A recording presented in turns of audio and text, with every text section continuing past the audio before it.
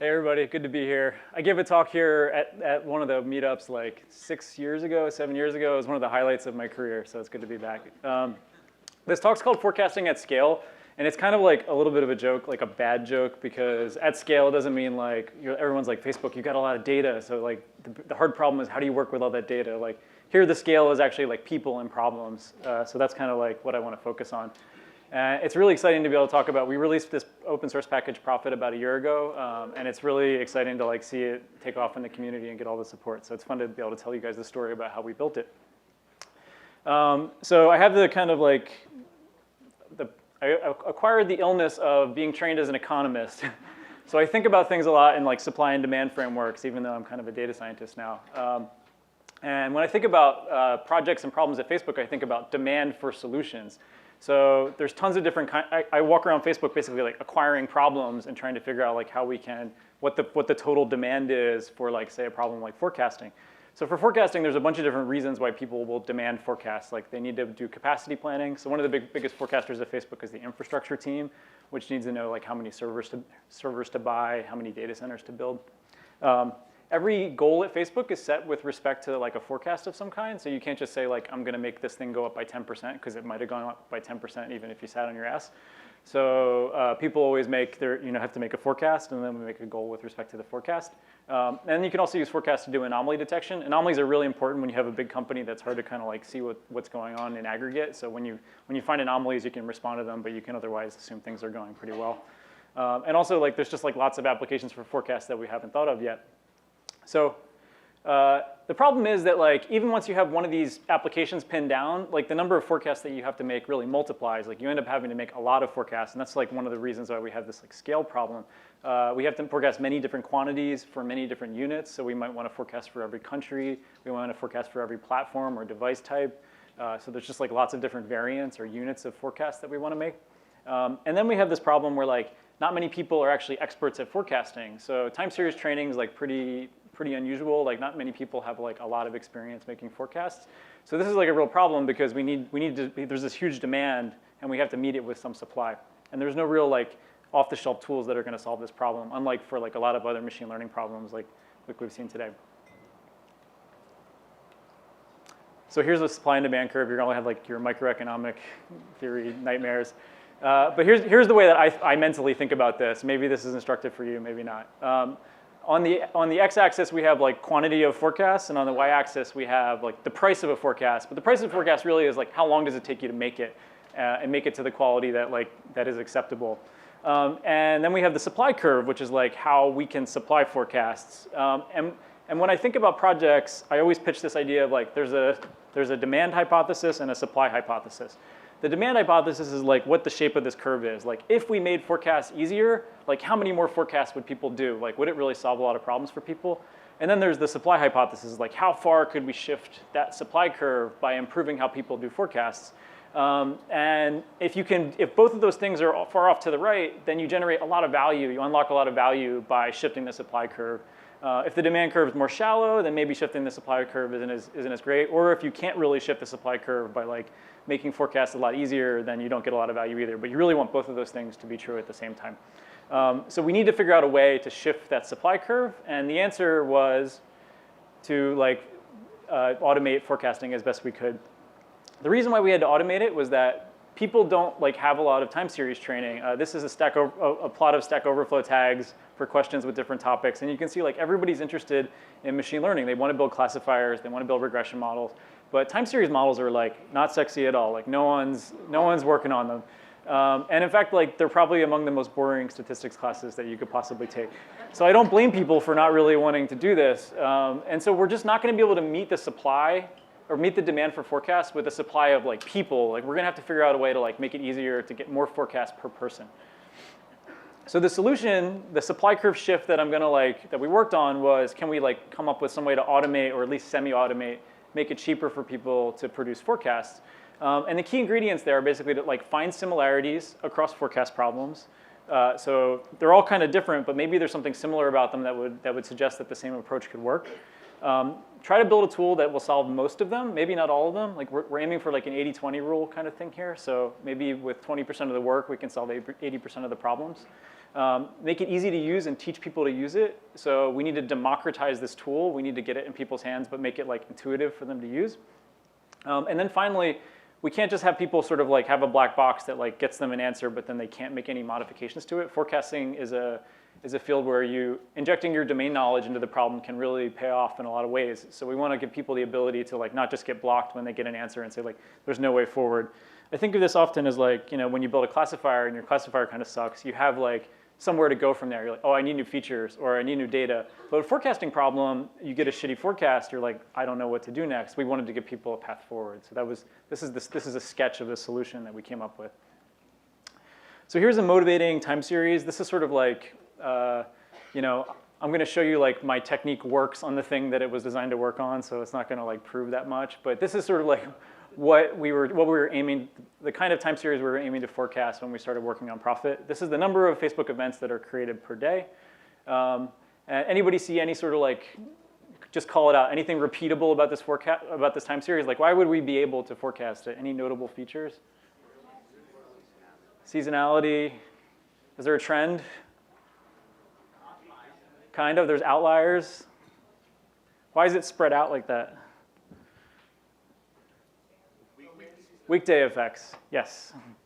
So we have like holidays, we have seasonality, we have yearly seasonality and weekday seasonality, and then we have like these kind of like trend changes. And that's the rough shape of the time series that we're trying to address. But it fits a large quantity of time series in my experience, especially at Facebook. So here's what happens. This is like in the infomercials when they show, here's what happens if you use the other guy's product and someone's like really ineptly like burning themselves on a frying pan trying to make an egg. This is if you use the forecast library, which is a wonderful library, and Rob Hyman's been like super helpful in helping us make Profit better. So I want to give him a ton of credit for like having done a lot of the foundational work in forecasting. And he's got two automated methods in his library. One is AutoArima and one is exponential smoothing. And they both perform a model selection process. So they're really trying to like do a lot of work for you and take a lot of the like time series black magic out of the process for you. But you would get these like really crappy forecasts if you had used those methods on this time series out of the box.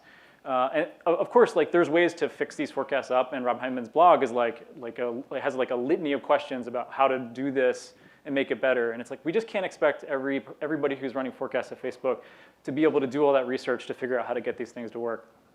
And then like with regard to like intuitiveness or interpretability, here's what happens if you went to like help AutoArima. You'd really be saying help AutoArima because these aren't really like intuitive answers to your questions about how to make your forecast better. You'd be like, maybe I need to change this max.p parameter, which is the maximum value of p, and like that's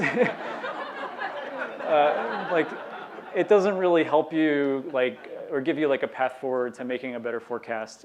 So people would get really blocked. They'd say like this forecast package sounds great, but it doesn't work, and then they don't know what to do next. So here's all the stuff that we just talked about. There's a yearly cycle. Got this weekday seasonality. We have this yearly cycle. Then we've got these sort of like spiky seasonality periods. So we call those like holidays or events.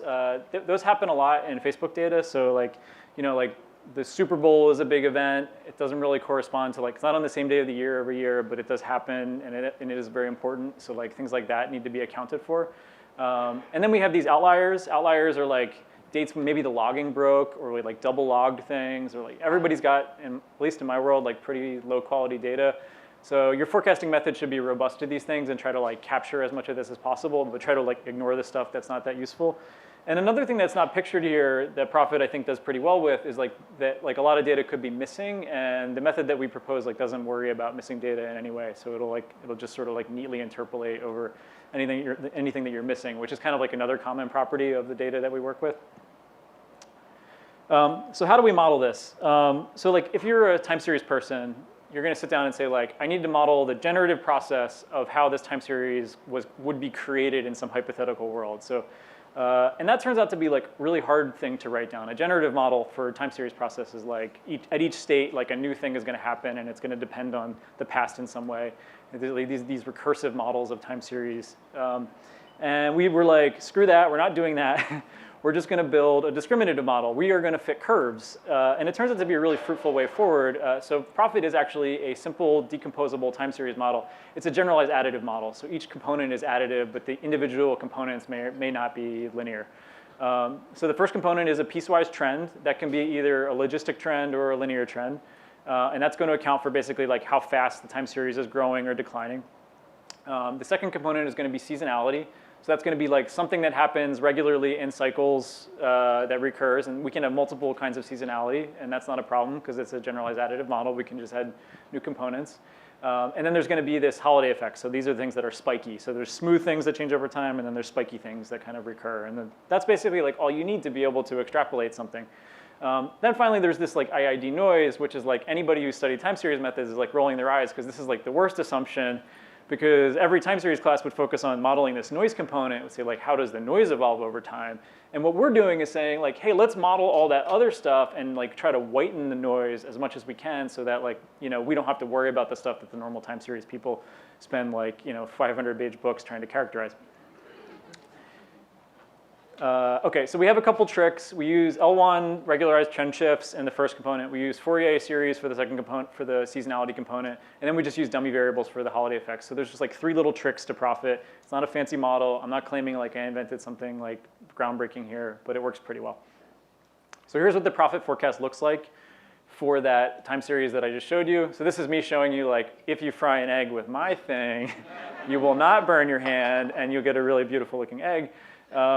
And of course, this is like the time series that it was designed for, but it performs well in a lot of other cases, and I've got a lot of feedback from people from all kinds of different companies who are using it really effectively. So it turns out that it's a very biased model, like it's biased toward the kinds of problems that we have, but those problems tend to recur in the wild a lot. Like business time series data tends to have this like human scale seasonality to it. Like people just do things at certain times of day or certain times of the year, and it's repeatable and it's kind of predictable, and that's really what you want to capture. And if you capture that well, then you can capture the trends really well.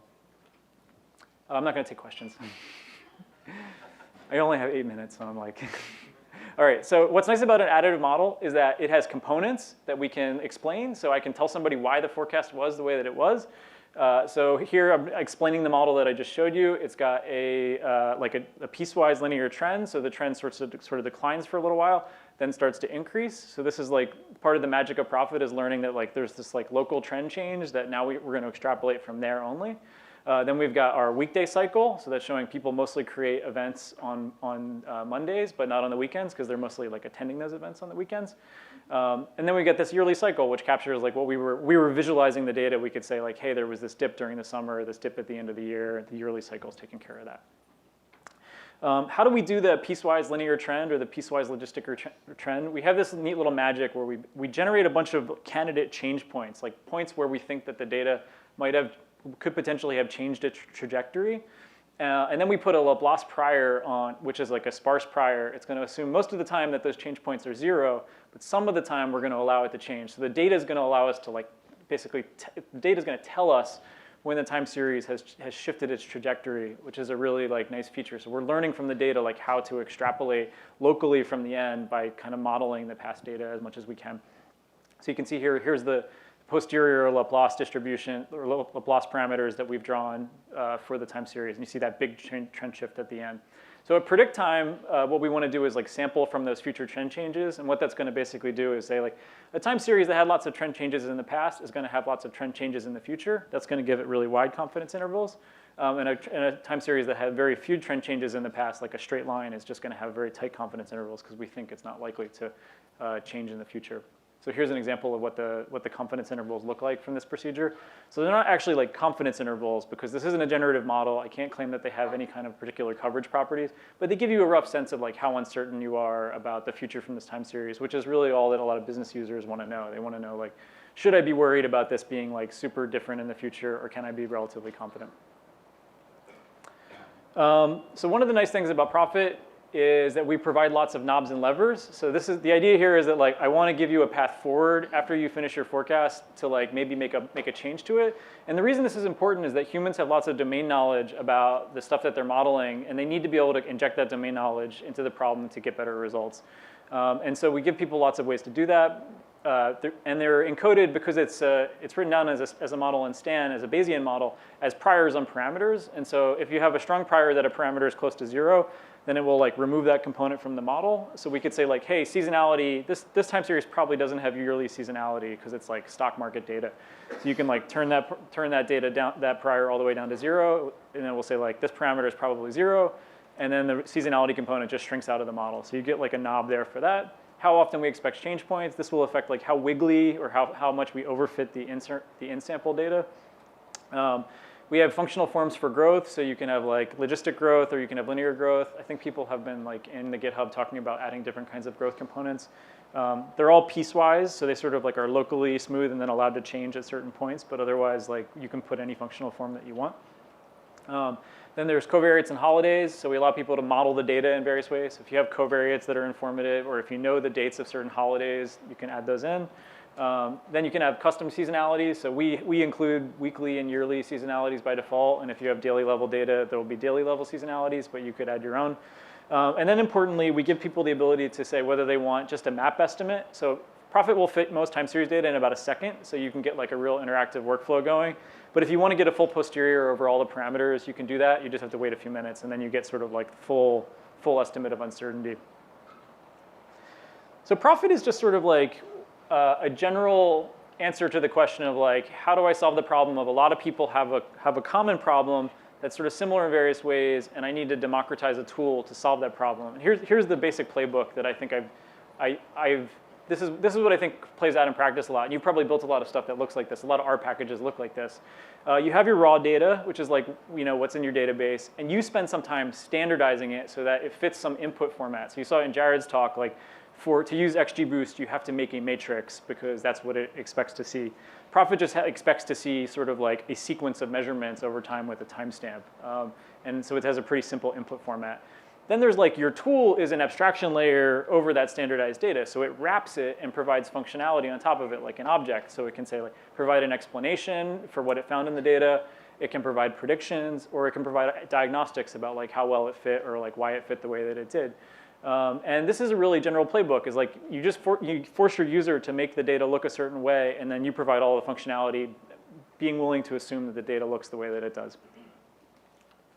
Okay, so what's the process look like for building one of these tools? I think that this is the rough playbook that we went through with Prophet, and I think I've seen this play out a lot in my career at Facebook. It's like there's this rough research process that goes on when you're trying to build something like this, and it starts off with like a hypothetical, like could we even solve this problem? Is it even possible? And so that's the basic research side. Then you get to like something that you might be able to use, and then you build a prototype, and the prototype sucks and it fails a lot. And you work on that phase for a really long time. And I think this is where like Stan came in really handy as a tool, because it allowed us to get to a prototype really quickly and iterate really quickly. The prototype phase is also where you want to gather lots of use cases and try to make sure that you do well on a number of them as best you can, so that it's more general technique. Then you shift to the quality code phase, where like maybe someone at your company who's a software engineer can use it. So we had a long phase with Prophet where like the people who are using it were like the hardcore software engineers at Facebook who were willing to go through the hoops of like, how do I install this package? Why do I have to install Stan? And stuff like that. Then finally we were able to like put all the documentation together, write a lot of use cases and case studies, polish it up for external use, and that's where it became like a tool, like something that like people can use, not just like experts. And I thought that was a really big like a big step function change in like how many people could use and benefit from Prophet. That's where the supply curve in that economics diagram that I showed you really shifted to the right. So the takeaways from this experience building this tool are, I think that like actually the forecasting problem was not as such a technical problem, more of like a people problem. Like we just needed to figure out how to get a tool into people's hands that addressed their needs, that gave them a path forward, that that was intuitive for them to use, and that like didn't require them to be time series experts. And then we have lots of people that can move forward on a problem like this. Prophet's a super simple model. It's not like rocket science. It's not like you don't need a time series expert to even develop this in the first place. Like a lot of people could have figured this out on their own. The simplicity of the method is actually a virtue. It means that when it fails in predictable ways that we understand. It's easy for people to understand what it's doing and why it's doing what it's doing. And so like I think that even though you might say, hey, you didn't invent anything new, I'll say like, yeah, but it works well and like people get it. And so that's a really nice virtue of a technique like this.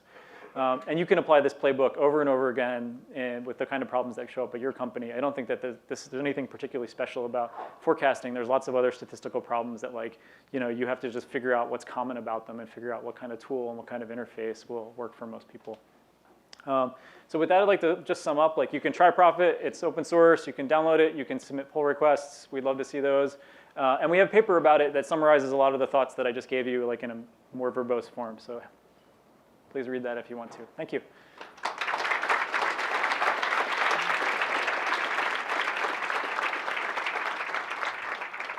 Thank you.